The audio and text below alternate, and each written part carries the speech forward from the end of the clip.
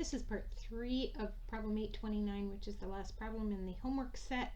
And I have now taken the problem and kind of highlighted the pieces of information that we're going to work with for part 3. So basically what we're doing here is coming up with a cash budget. So it's like a cash flow budget, like where am I starting from, what am I going to need to be spending on, what am I going to be receiving in cash, and that's why the budgets that we had above were so fascinating for us. So what we'll do is we'll take April and we'll start with our beginning balance that we had from March. So that's why I took March's ending balance of cash of $7,500.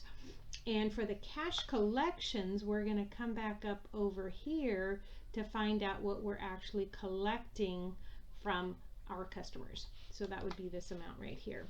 All right, this is why I like to do things in Excel, because it all just copies over.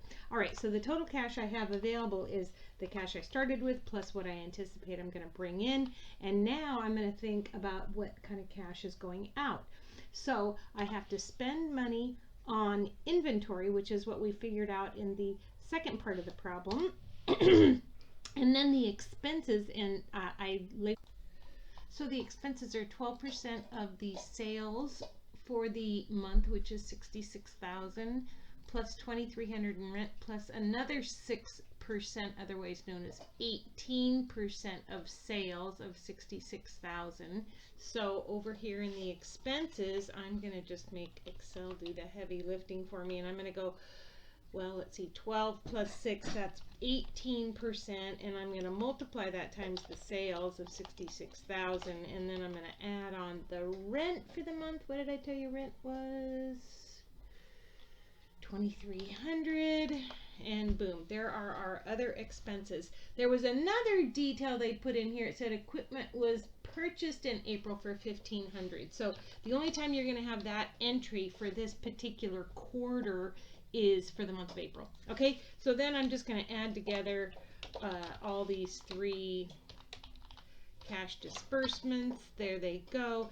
And then I have 67,100 coming in, and I have 65,480 going out. Now we do have enough cash to cover, but they said management would like to maintain a minimum cash balance of at least $4,000.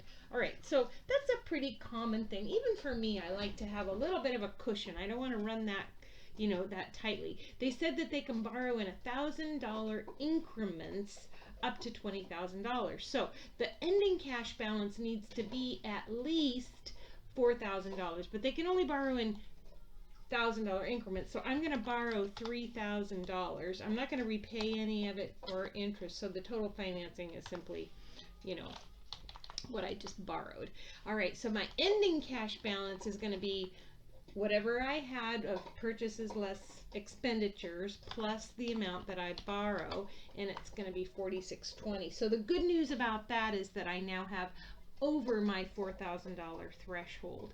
Now, next month, if you have your excesses that are going to leave you with more than $4,000 at the end, then you can repay this loan, but you'd have to have $4,000 plus the $3,000 to repay it. So it's likely that you may not be able to do that until the end.